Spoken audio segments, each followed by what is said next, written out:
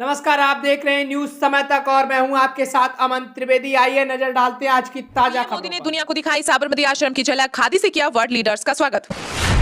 स्वस्ति अस्तु विश्व शांति के इस मैसेज के साथ पीएम मोदी ने किया G20 समिट का समापन, ब्राजील को सौंपी अध्यक्षता। ग्लोबल बायोफ्यूल अलायंस से G20 देशों के लिए $500 अरब के अवसर पैदा होंगे, आईबीए ने जताया अनुमान। भारत का चीन को बड़ा संदेश, लद्दाख के न्योमामा में बनेगा दुनिया का सबसे ऊंचा फाइटर एयरफील्ड। पीएम मोदी ने G20 की अध्यक्षता ब्राजील के राष्ट्रपति लूना डा सिल्वा को सौंप कर दी बधाई, कहा अगले साल ये कार्यक्रम ब्राजील में ही आयोजित किया जाएगा। बिना नाम के लिए आप पार्टी के सांसद संजय सिंह का बीजेपी पर हमला, कहा दुनिया में भारत की पहचान गांधी गोड से नहीं। पेरिस में बोले राहुल गांधी, मैंने गीता पढ़ी, उपनिषद पढ़े, इंडिया और भारत को लेकर भी केंद्र पर किया वार। G20 शिखर सम्मेलन में बारिश के कारण भारत मंडप में भरा पानी, 150 पंप लगाए गए, कांग्रेस बोली विकास तय रहा। कर्नाटक में जीत के बाद अब तेलंगाना में भी कांग्रेस अपनाएगी 5G फॉर्मूला, 17 सितंबर को सोनिया गांधी करेगी ऐलान। राहुल गांधी कांग्रेस में अंधकार का पर्याय, कपिल मिश्रा बोले कांग्रेस का विलाप देश के लिए सगुन।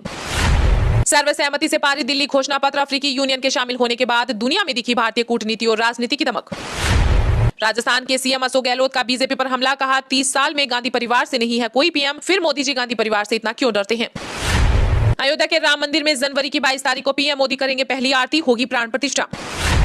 रूस की परमाणु धमकी तो दूर, हथियारों का इस्तेमाल भी स्वीकार नहीं, G20 शिखर सम्मेलन के बाद जापानी प्रधानमंत्री ने साधा निशाना। विदेशी मेहमानों ने शिल्प कला की जमकर की तारीफ, कहा कलाकृतियों में ही समाई है भारतीय संस्कृति। चिंताजनक, ब्रिटेन के पीएम ऋषि सुनक के साथ बातचीत में पीएम मोदी ने उठाया खालिस्तानी उग्रवाद का मुद्दा, ब्रिटेन में भारत विरोधी गतिविधियों पर जताई चिंता। G20 समिट में आयोजित राष्ट्रपति के डिनर में सीएम सुक्खू से ऐसे अंदाज में मिले पीएम मोदी, फोटो हुई वायरल। इसरो के शोर मिशन आदित्य L1 ने बढ़ाया एक और कदम, सूर्य की ओर करीब पहुंचा। अमेरिका के राष्ट्रपति जो बाइडेन की सुरक्षा में बड़ी चूक, काफिले में शामिल गाड़ी के ड्राइवर को पुलिस ने पकड़ा।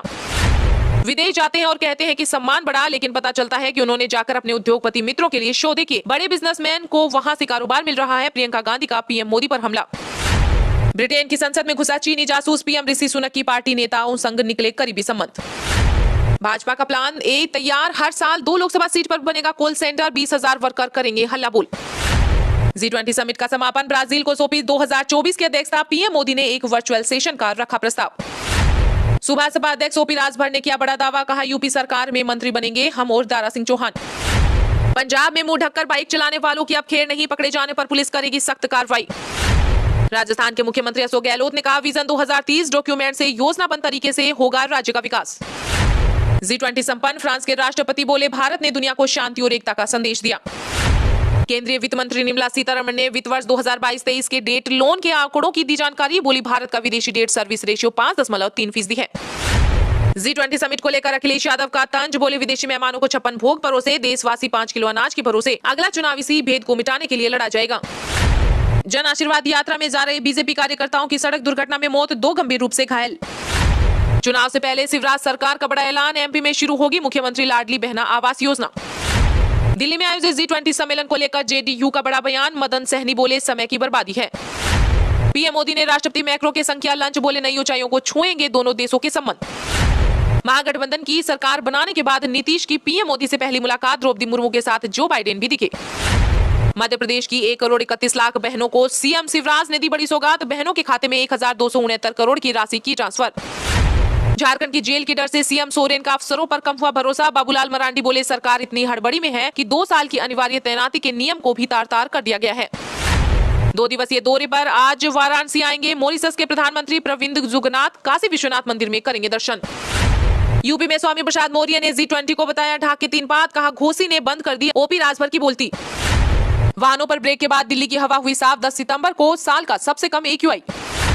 राष्ट्रीय लोकतांत्रिक पार्टी के मुखिया हनुमान बेनीवाल आज जाएंगे भरतपुर, छात्र संघ चुनाव के निरस्त को लेकर छात्रों से करेंगे बातचीत।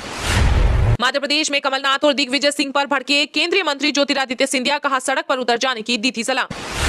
कर्नाटक के जेडीएस में नहीं है कोई विवाद, एकजुट है सभी विधायक, सीएम सिद्धरमैया के दावे को कुमार स्वामी ने किया खारिज।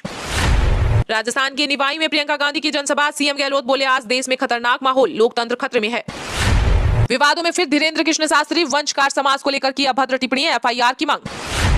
मध्य प्रदेश के सीएम शिवराज सिंह के विधानसभा क्षेत्रों में करोड़ों का है गेहूं घोटाला, दिग्विजय सिंह ने राज्यपाल को पत्र लिखकर रखी ईडब्ल्यूएस से जांच कराने की मांग। कांग्रेस प्रभारी सुखजिंदर सिंह रंधावा ने कहा राजस्थान में कांग्रेस सरकार होगी रिपीट। G20 समिट की बात पर ललन सिंह बोले, पीएम मोदी को सीएम नीतीश के सामने नतमस्तक होना चाहिए।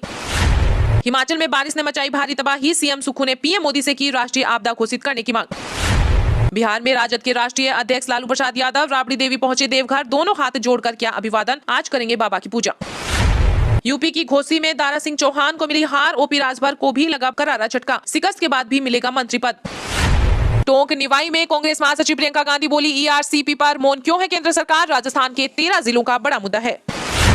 स्वस्ति अस्तु विश्व शांति के इस मैसेज के साथ पीएम मोदी ने किया G20 का समापन, ब्राजील को सौंपी अध्यक्षता। प्रधानमंत्री नरेंद्र मोदी ने स्वस्ति अस्तु विश्व शांति के लिए प्रार्थना के साथ G20 शिखर सम्मेलन का समापन किया। उन्होंने ब्राजील के राष्ट्रपति लुइस इनासियो लूला डा सिल्वा को G20 अध्यक्ष पद की जिम्मेदारी सौंपी। पीएम मोदी ने शिखर सम्मेलन के समापन अवसर पर कहा कि G20 शिखर सम्मेलन की समाप्ति की घोषणा करता हूँ। आशा करता हूँ कि एक पृथ्वी, एक परिवार और एक भविष्य का रोड मैप आनंदमय होगा। 140 करोड़ भारतीयों की इस मंगल कामना के साथ आप सभी का बहुत बहुत धन्यवाद। ब्राजील के राष्ट्रपति लुइस इनासियो को मैं हार्दिक शुभकामनाएं देता हूँ और उन्हें G20 की सौंपता हूं। नवंबर में वर्चुअल सेशन करने का प्रस्ताव रखते हुए पीएम मोदी ने कहा कि भारत के पास नवंबर तक G20 की अध्यक्षता है। इन 2 दिनों में आपने कई बातें और प्रस्ताव रखे। हमारी जिम्मेदारी है कि जो सुझाव आए और जो देखे जाएं, उनकी प्रगति में गति कैसे लाई जा सकती है। मेरा प्रस्ताव है कि हम नवंबर के अंत में G20 का एक और वर्चुअल सेशन रखेंगे। इस समिट के दौरान में तय हुए विषयों की समीक्षा कर सकते हैं। इस सब का ब्यौरा हमारी टीम आपके साथ साझा करेगी। मैं उम्मीद करता हूँ कि आप सब हमसे जुड़े रहेंगे। पीएम मोदी ने साथ ही एक्स पर लिखा कि भारत ने ब्राजील की अध्यक्षता सौंप दी है। हमें अटूट विश्वास है कि वे समर्पण, दूरदर्शिता के साथ नेतृत्व करेंगे और वैश्विक एकता के साथ साथ समृद्धि को भी आगे बढ़ाएंगे। भारत ने आगामी G20 की अध्यक्षता के दौरान ब्राजील को हर संभव सहयोग का आश्वासन दिया है। इस दौरान ब्राजील के राष्ट्रपति लुइस इनासियो ने कहा कि जब हम महात्मा गांधी को श्रद्धांजलि देने के लिए गए, उस समय मैं बहुत भावुक हो उठा था। मेरे राजनीतिक जीवन में महात्मा गांधी का बहुत अधिक महत्व है, क्योंकि हिंसा का मैंने कई दशकों तक अनुसरण किया। जब मैं श्रमिक आंदोलन के लिए लड़ा था, यही कारण था कि जब मैंने महात्मा गांधी को श्रद्धांजलि अर्पित की तो मैं भावुक हो उठा था।